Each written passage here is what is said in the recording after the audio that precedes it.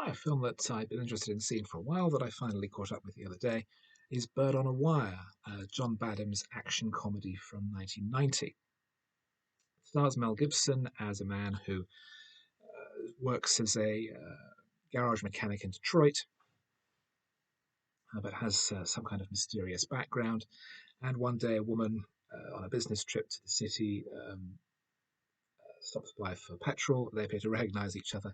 And it turns out that he is, in fact, her long lost ex, who was believed dead in a plane crash 15 years earlier. And the reason why there are mysterious people around is because he's in the witness protection program, having turned state's evidence against some crooked DEA and FBI agents regarding their drug running. And now released from prison and assisted by a corrupt FBI agent, the pair of them have to go on the run to clear their name and all sorts of other antics. As you can tell, I wasn't overly impressed. Badham was coming off the success of Short Circuit and Stakeout, so he had a background in action comedy, and Mel Gibson and Goldie Hawn in the two lead roles were huge stars at the time. But the whole thing feels just a little bit lethargic, a little bit too much of a contractual obligation, a little bit too much of a this'll do. Mel Gibson is a problematic figure, to say the least. But he has the charisma of a big screen leading man, naturally.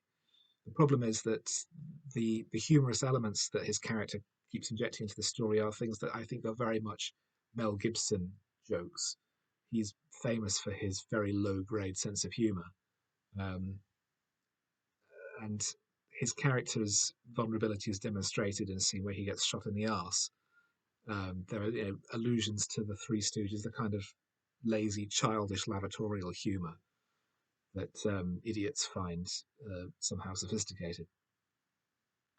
The plot is somewhat complex and it moves from place to place. We find that his character has had numerous jobs and lives over the years because he keeps having to be relocated, and he's had affairs all over the place, which damages his relationship with Goldie Hawn's character, who incidentally is also entirely superfluous to the story. She adds nothing to the script other than to be a love interest and an occasional encumbrance to the lead, and the whole thing just feels incredibly sexist. She's shrill, she shrieks, she constantly threatens to leave, even though there are people trying to kill them, so it doesn't make any sense, and she just looks stupid. Um, it's a very sloppy bit of character work, and the whole thing winds up just looking like a cheap grab for cash from two stars and a director who's had a few hits.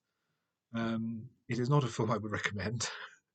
It is not very good, um, and I think the sort of thrown together nature of the film is shown by the climax, which suddenly, for no reason at all, takes place in a zoo, possibly the most dangerous zoo in existence because there are just wild animals running around.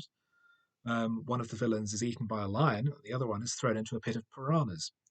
Um, the whole thing is completely absurd, completely ridiculous, totally unbelievable, quite patronizing, quite unfunny, quite boring, and highly dislikable. It verges on being hateful, but is not quite unpleasant enough. But it is unpleasant enough for you to make a large semicircle around it should it ever come near to you. And if you ever see it in your suggestions queue, then I recommend changing your supplier.